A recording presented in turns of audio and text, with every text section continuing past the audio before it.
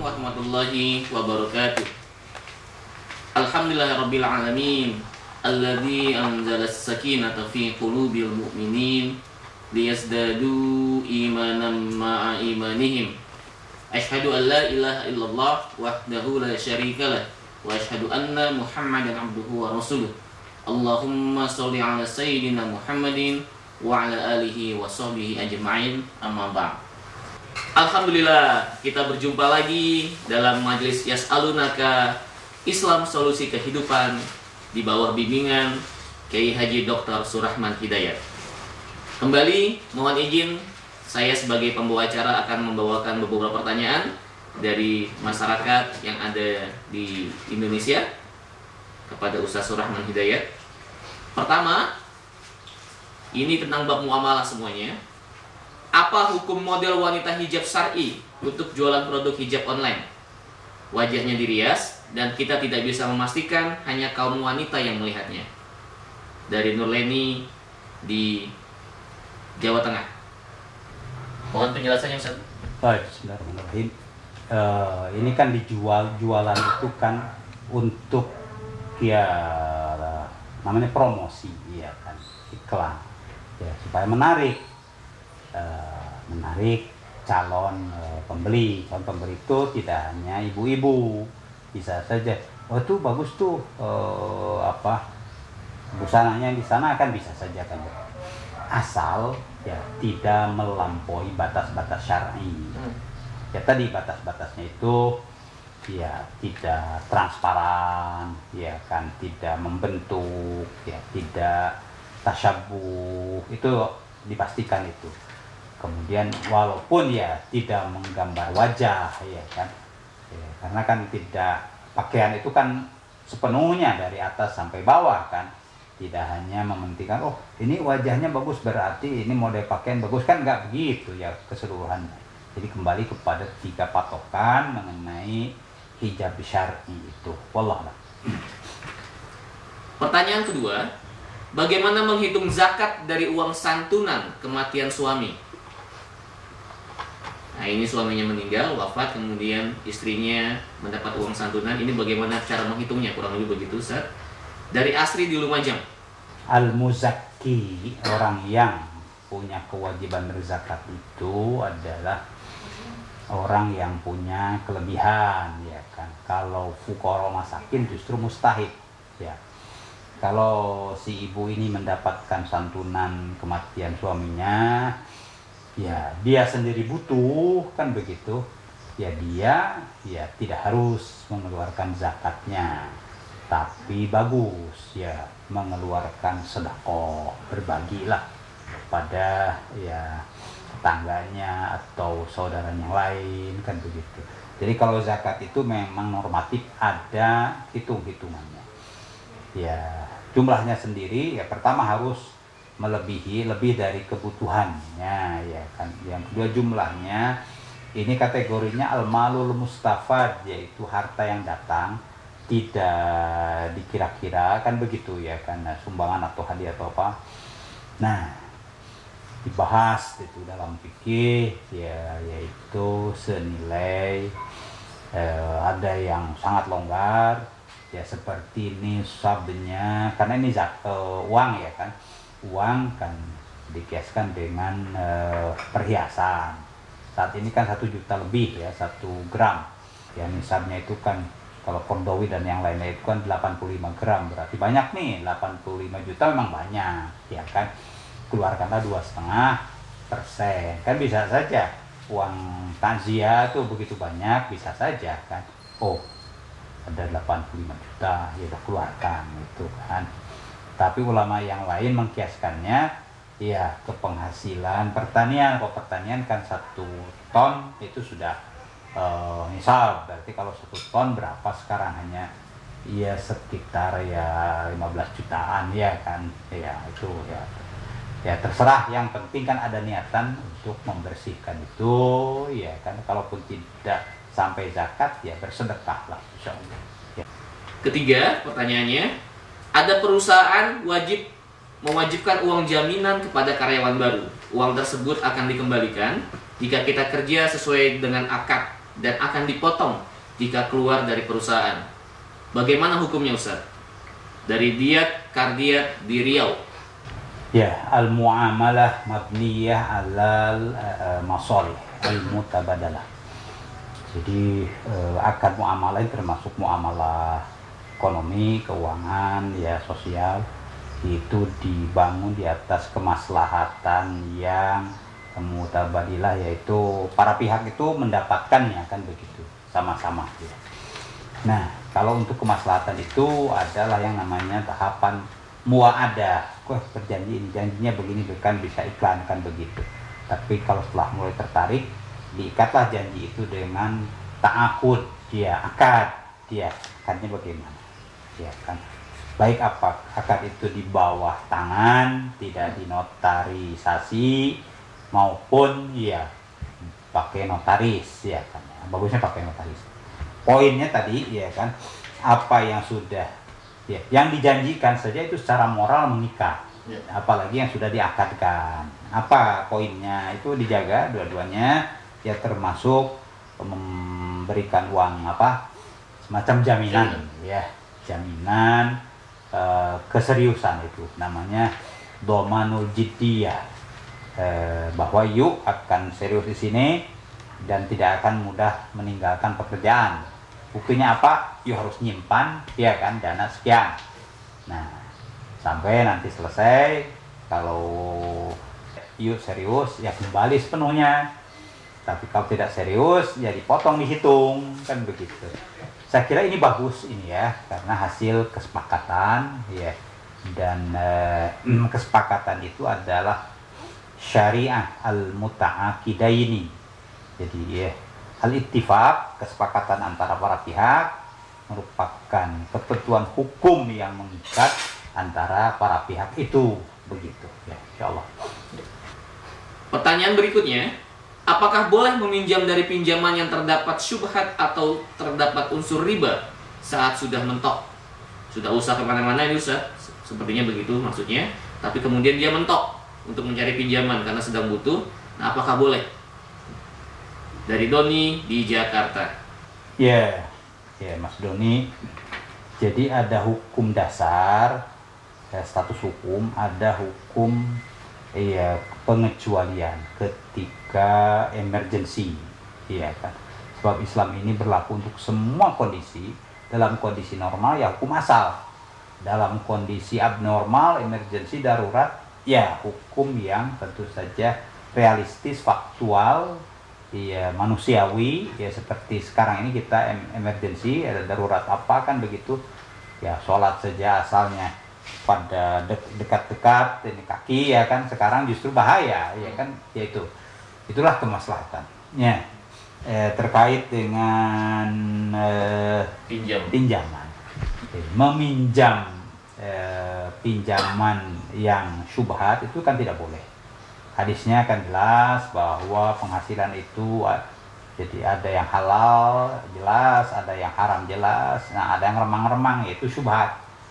Nah, orang yang bertakwa akan menghindari syubhat, kan begitu ya. Berarti kalau takwanya kurang, ya itu dia mampir-mampir tuh ke situ kan. Sebab siapa yang menghindari syubhat berarti menyucikan agama dan kehormatannya. Itu jadi jelas. Apalagi yang tadi sebutkan riba itu jelas, satu aja kan dosanya gede, ini 36, jadi wah luar biasa itu ya. Jadi ya itu harus dihindari.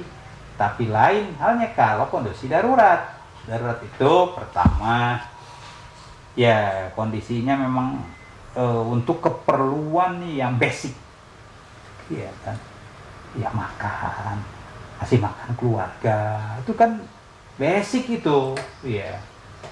Terus yang kedua, tidak ada sumber alternatif, gitu. Tentu sesudah dicari tadi melalui silaturahim dengan apa semua, ya kan.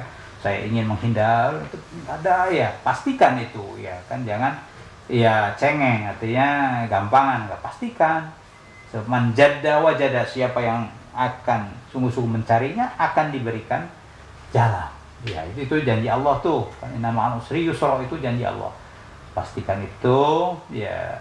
Jadi udah basic, kemudian tidak ada sumber. Yang ketiga ya mentok, gitu, mentok, udah tidak ada cara lain. Ya, di sini ada hifdzul mal, ada hifdzul nafs. Kalau persoalannya jiwa, penyelamatan jiwa, kan begitu urut-urutannya. Ya. Maka ulama memberikan pendapat, artinya mentoleransi. Kalau toleransi ada batasnya, selama ya untuk kebutuhan ini dan selama waktu yang mepet itu tadi, selama tidak ada sumber lain, sampai terus mencari, itulah ketentuannya, ya kan. Baik. Ya. Pertanyaan kelima, bagaimana hukumnya menggunakan dirham dan dinar sebagai alat tukar? Sementara sampai hari ini alat tukar kita adalah mata uangnya masih rupiah.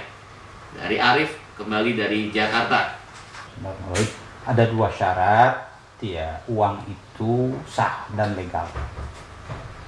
Pertama adalah karena masalah uang ini dalam ahkamus sultaniyahnya Al-Mawardi itu termasuk ya siasah sultaniyah, ya politik publik, berarti negara yang ngurus, ya kan.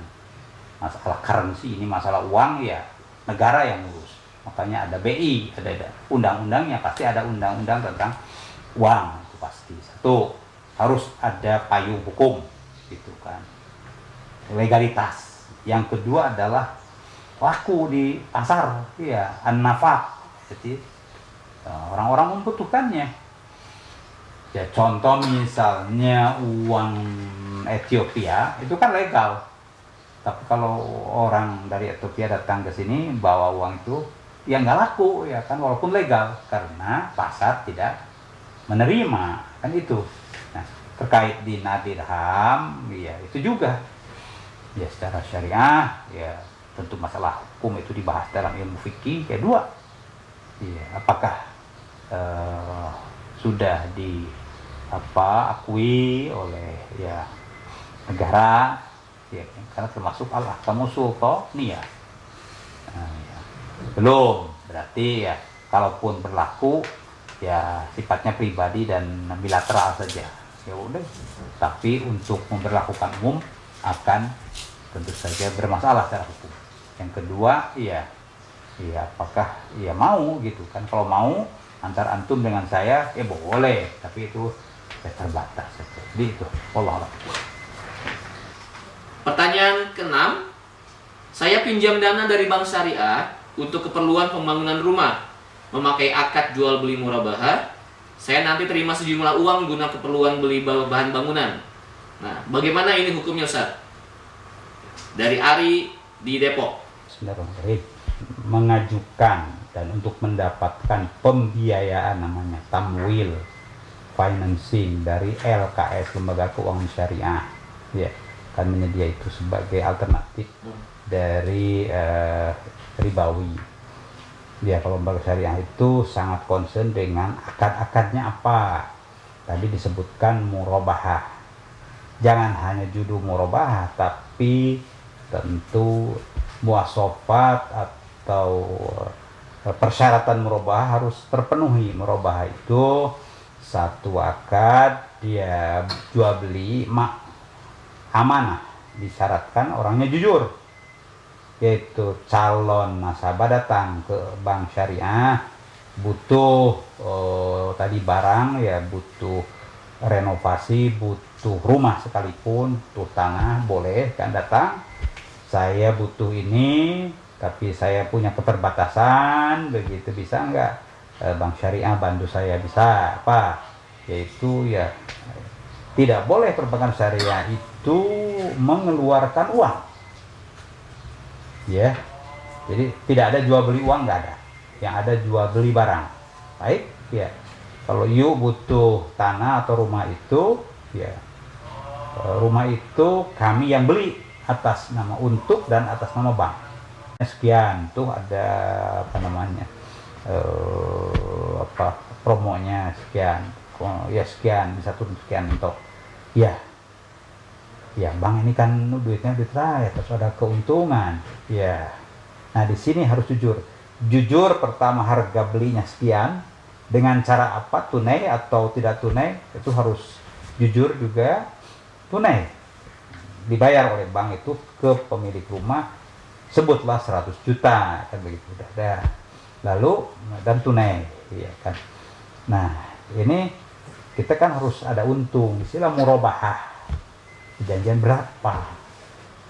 Kalau jual beli biasa itu kan terserah saja si penjual mau menjatuhkannya berapa, ya kan, si pembeli terserah mau nawarnya berapa, kan begitu. Itu namanya jual beli biasa, disebut jual beli al-musawamah, negotiable, ya, nego. Kalau ini tidak nego karena dasarnya amanat tadi, si penjual udah, saya membelinya sekian tunai, kan begitu.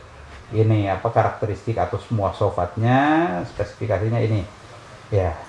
Yuk mau ngasih keuntungan berapa, disebutnya margin, nah keuntungan atau hamish ar-ribhiyah kata begini. Nah, nego, nah silahkan di situ nego, ya kan, berapa, hitung-hitung tentu hitungan bank detail lah ya, hitungan ini kesanggupan, akhirnya ketemu misalnya 120, terserah lah ya, tapi firm itu 100, deal misalnya kan, selaman saja atau ditulis kan, itu teknik, ya kan.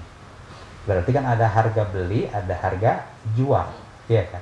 Harga beli 100, lalu marginnya 20 juta, boleh persentase, boleh nominal. Kalau itu ya berarti marginnya 20%, ya kan. Kalau persentase atau kalau nominal ya 20 juta, itu pilihan kita.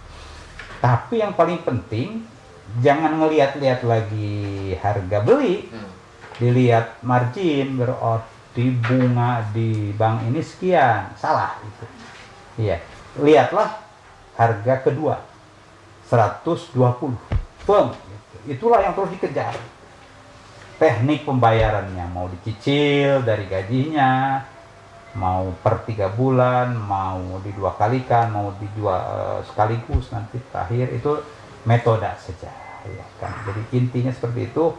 Tadi sebutkan ya, kok saya nerimanya uang, lalu saya yang membelikan barang-barangnya, boleh itu dengan wakalah.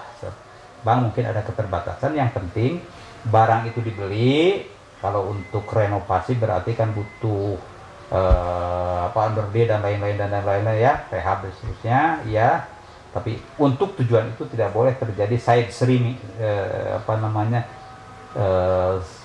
side streaming istilahnya ya, penggunaan itu tidak boleh, berarti kan khianat. Itu ya. Lalu pastikan bahwa itu betul-betul dibeli, barang jadi barang, iya kan. Nah itu makanya ada faktur, ada semua. Ya, Allah Maha tahu siapa yang melanggarkan, tapi ketentuannya begitu, boleh kata, oh ini ya begitu, dan ini fil hukmi, ini miliknya bank, kan begitu. Cuma dia membantu bank atas nama bank membelikan barang-barang itu, tapi itu secara hukum. Nah, memang di sini belum ada tatobuk antara hukum fikih dengan hukum objektif, kan, karena persoalan pajak, ya, pajaknya 2 kali, kan begitu. Nah inilah yang masih berproses supaya ya ada penyesuaian agar perbankan syariah LKS itu tidak dibebani dengan double taxation, begitu ya. Tapi hukumnya begitu. Pertanyaan terakhir, bab muamalah. Bagaimana hukumnya membatalkan transaksi padahal kita sudah sepakat dengan harga dan lainnya? Dari Rozi di Semarang. Membatalkan transaksi itu istilah fikihnya al-iqalah. Ya, orang sudah bertransaksi, ya mungkin ada karena ada kekurangan.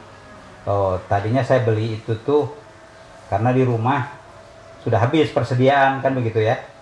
Ternyata masih ada, terus ya saya mau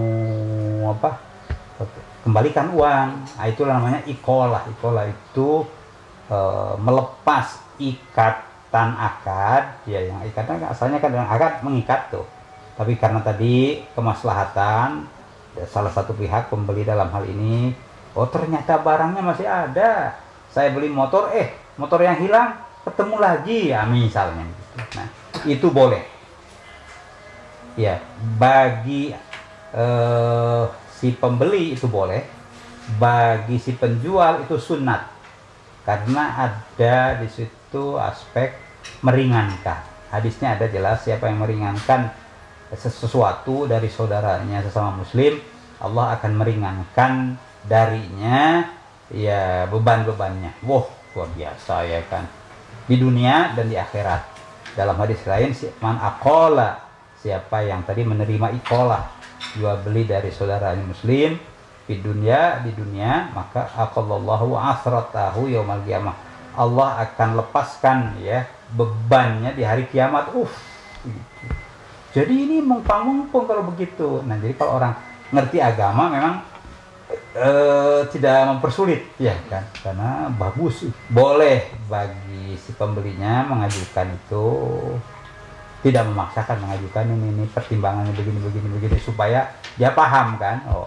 Bagi yang menjualnya itu sunnah menerimanya.